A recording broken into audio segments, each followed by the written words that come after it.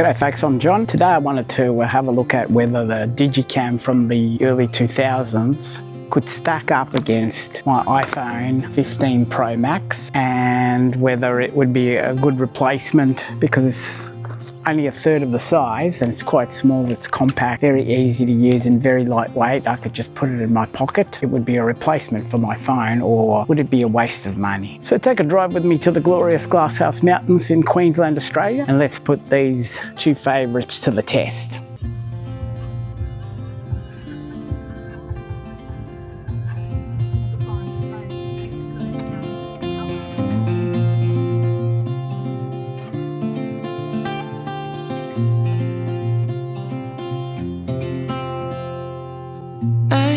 Afraid of the dark, 'cause once you let the light in, you won't see the beautiful stars shining down from afar. No, I ain't afraid of the dark. I don't mind the rain, bringing life back. We can breathe again when dealing with the pain. No, I don't mind the rain. Ooh, that's the way it goes. I've been loving the colours coming straight out of the Kodak camera. They have that Kodak Portra 400 vibe. Not overly sharp or saturated like the iPhone. It's a more retro, film-like look, which is perfect for capturing these timeless landscapes.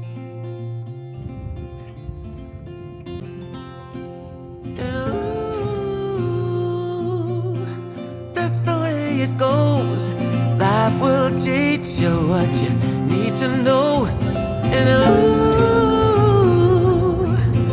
like a river flows, life will take you where you need to go.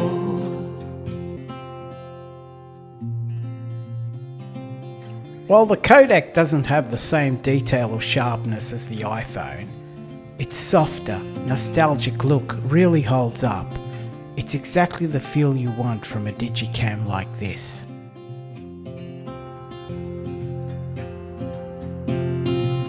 Getting old don't bother me, 'cause with eyes that spin through life, it's so much easier to see who I am and who I wanna be. One quirk of the Kodak FZ55 I've noticed is its slower shutter, which sometimes causes a bit of motion blur. It's fantastic for shots of moving wheels or cars, but a little tricky when you're after a quick, sharp shot. You have to take a bit more care compared to the iPhone with its stabilizing and computational tricks. So wrapping up, the Kodak PixPro FZ55, this little camera was a pleasant surprise. I love the image quality, colour tones and that nostalgic vibe that it offers. It's super compact, easy to use, especially for the price, and having the zoom was handy too, giving you a 28 to 140mm range that lets you get close to your subject. But be warned, anything beyond that digital zoom range starts to look pretty rough. Does it replace the look of film? Not quite. There's just no substitute for the unique colours, tones and anticipation you get with real film. And for me, it won't be replacing my iPhone 15 Pro Max either. I just don't see myself reaching for this when my phone can produce better images in most situations. I ain't afraid of the dark, 'cause once you let the light in, you won't see the beautiful stars shining down from afar. No, I ain't afraid of the dark. I don't mind the rain, bringing life back. We can breathe again when dealing with the pain. No, I don't mind the rain.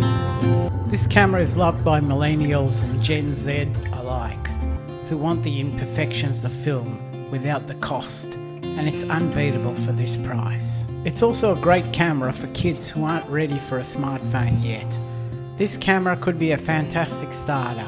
It's tough enough, affordable, and gives them that nostalgic look and a taste for photography and composition without breaking the bank. I have more cool camera comparisons and reviews coming up.